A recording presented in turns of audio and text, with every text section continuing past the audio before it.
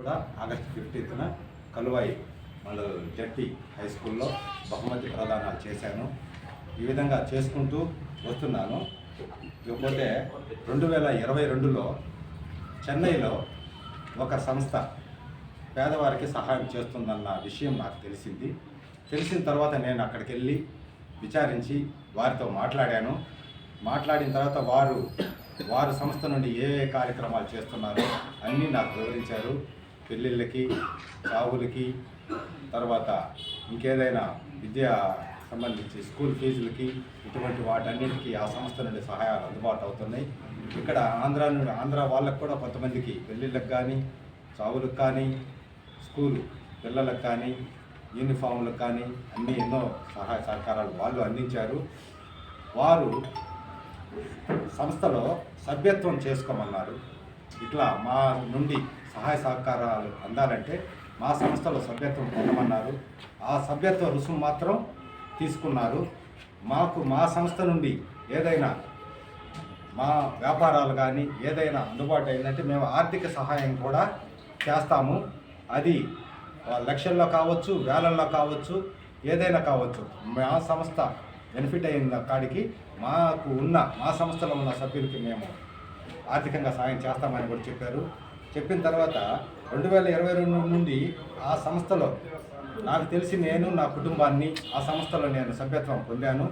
పొందిన తర్వాత నా స్నేహితులకి, తెలిసిన వాళ్ళకి ఈ విధంగా చెన్నైలో వేరే సంస్థ వారు Theeran charitable trust and VI enterprises అనే సంస్థలు వాళ్ళు ఆర్థికంగా సహాయం చేస్తామన్నారని నా స్నేహితులకు చెప్పడంతో వారి ద్వారా తెలుసుకున్న కొంతమంది నా దగ్గరకు వచ్చి, ఏం సార్ ఇట్లా చెన్నైలో ఏదో హెల్ప్ చేస్తారంట కదా, సభ్యత్వం మాత్రమే పొందితే మరలా కట్టేది అంటూ లేదు కదా, సభ్యత్వం మాత్రమే కదా, అదేదో చెప్తే మేము కట్టుకుంటాం సార్ అని అన్నారు. సరే అమ్మా, కట్టుకోండి, ఇబ్బంది లేదు, మీరు అక్కడికి వెళ్ళి ఫలానా అడ్రస్ అంబత్తూరులో పోయేసి అక్కడికి పోయినా మీరు కనుక్కొని విచారించుకొని కట్టండి అన్నాను. అదేవిధంగా అందరూ కట్టారు. కట్టిన తర్వాత ఆయన అప్పటి నుండి కూడా పెళ్ళిళ్ళకి కానీ, చావులకి కానీ, పిల్లల స్కూళ్ళకి కానీ, ఇంకేదైనా అవసరాలకు కానీ ఆయన సంస్థ నుండి చేస్తున్నాడు. మేము మా వర్ల విశ్వనాథ చారిటబుల్ ట్రస్ట్ నుండి మేము చేస్తూనే ఉన్నాం. చేస్తున్న కారణంగా 2 సంవత్సరాలు నిండింది. మేము సభ్యత్వం ఇన్ని రోజులైంది తీసుకొని మాకేం ఆర్థిక సహాయం, డబ్బులు ఇస్తామన్నారు కదా, ఆర్థిక సహాయం, మాకు ఆర్థిక సహాయం ఇవ్వలేదే అని అన్నారు. ఆయన బిజినెస్ పూర్తయిన తర్వాత ఇస్తామన్నారు. సెప్టెంబరు, అక్టోబరు నెల ఆఖరు కల్లా ఆయన ఏదో బిజినెస్ పూర్తి చేసుకుంటారంట. ఆ చేసుకున్న పిదప మనందరికీ ఆర్థికంగా కూడా సాయం చేస్తామన్నారు అని చెప్పాను. అందరు సభ్యులు ఓకే అని అన్నారు. సరే అని సార్, వచ్చిన తర్వాత ఇస్తారు, మనమేమి లక్షలు కట్టలేదు, సభ్యత్వం మాత్రం పొందాం కదా అని అందరూ సవినయంగానే ఉన్నారు. తర్వాత ఒక 100 మంది 200 మందిని కట్టించిన ఒక మనిషి, సార్ మేము ఇంతమందిని కట్టించాను కదా, ఆర్థిక సహాయం ఏదన్నా వస్తే నేను తిరిగి కట్టించాను, నాకు సగం ఇవ్వండి, సగం వాళ్ళకి ఇవ్వండి అనే డిమాండ్ నా ముందుకు తీసుకొచ్చింది. దాన్ని నేను ఒప్పుకోలేదు. అమ్మ వాళ్ళేదో దాతృగుణంతో వాళ్ళేదో మనకు సహాయం చేస్తున్నారు పేదవాళ్ళకి, దాంట్లో ఎట్టిస్తారు, ఇచ్చేదాన్ని కుదరదని నేను ఖండించిన దాన్ని మనసులో పెట్టుకొని ఆమె వాళ్ళ కట్టిన మనుషులకి ఏం చెప్పి తీసుకొచ్చిందో తెలియదు. నిన్నటి రోజున ఒక ఎలక్ట్రానిక్ మీడియాను తీసుకొని నా ఆఫీస్ మీదకి దండయాత్ర చేశారు. దండయాత్ర చేసి నీ ఆఫీసు, నీ కార్యక్రమాలు ఇవన్నీ ఫేకు, హల్చల్లు, ఇంకా న్యూస్ ఛానళ్ళల్లో చాలా ఏదో విమ్ తరహా అన్నారు, ఇంకొకటి ఏదో అన్నీ చెప్పుకొచ్చారు. నేను అటువంటి ద్రోహం నేను చేసేవాడిని కాదు.